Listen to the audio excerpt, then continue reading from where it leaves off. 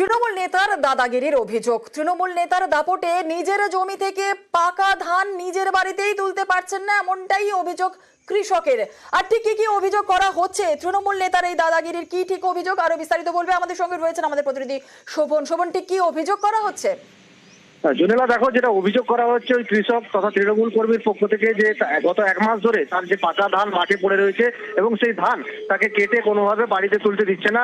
ওই এলাকার অঞ্চল সভাপতি অসিত ঘোষ নামে তৃণমূলের যিনি নেতা রয়েছেন তিনি এই অভিযোগ কৃষকের তরফে কিন্তু বিভিন্ন জায়গায় করা হয়েছে, যেমন দলীয় স্তরে বিভিন্ন জায়গায় করা হয়েছে, সেরকম পুলিশ প্রশাসনিক স্তরেও কিন্তু বিভিন্ন জায়গায় অভিযোগ করা হয়েছে। কিন্তু তারপরেও গত 1 মাস ধরে কোনো সুরাহা মিলছে না, যার ফলেই কিন্তু এই কৃষক শেষ পর্যন্ত সংবাদ মাধ্যমের দ্বারস্থ হতে হয়েছে তাকে।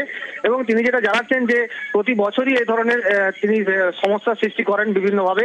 তাকে আগে জানানো হয়নি ধান কাটা হবে কিনা, সেই কারণে কিন্তু তিনি এই 1 মাস ধরে ধান আটকে রেখেছে, তার কাটতে দিচ্ছে না, যার ফলে কিন্তু এক প্রকার কৃষক ব্যাপক ক্ষতির মুখে পড়তে চলেছে।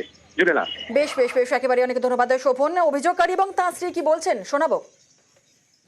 সমস্যা দীর্ঘদিন, প্রতি বছর, গত বছর এইভাবে আমার ধানটা ফেলে রেখেছে, এবছরও তাই একই সমস্যা। ধান কাটার সময় হলে যত সমস্যা, লেবারকে ডাকতে গেলেই তারা গরিব মানুষ খেটে খাওয়া, তারা কেন ঝামেলায় আসবে, তাদের বাড়িতে যে থ্রেড করে। আমি ব্লক সভাপতিকে, আমি কেন, আমার স্ত্রী গেছে তার বাড়িতে বারবার গেছে, যে বলেছে আমি কি তৃণমূল করি বলে খুব বড় অপরাধ করে ফেলেছি।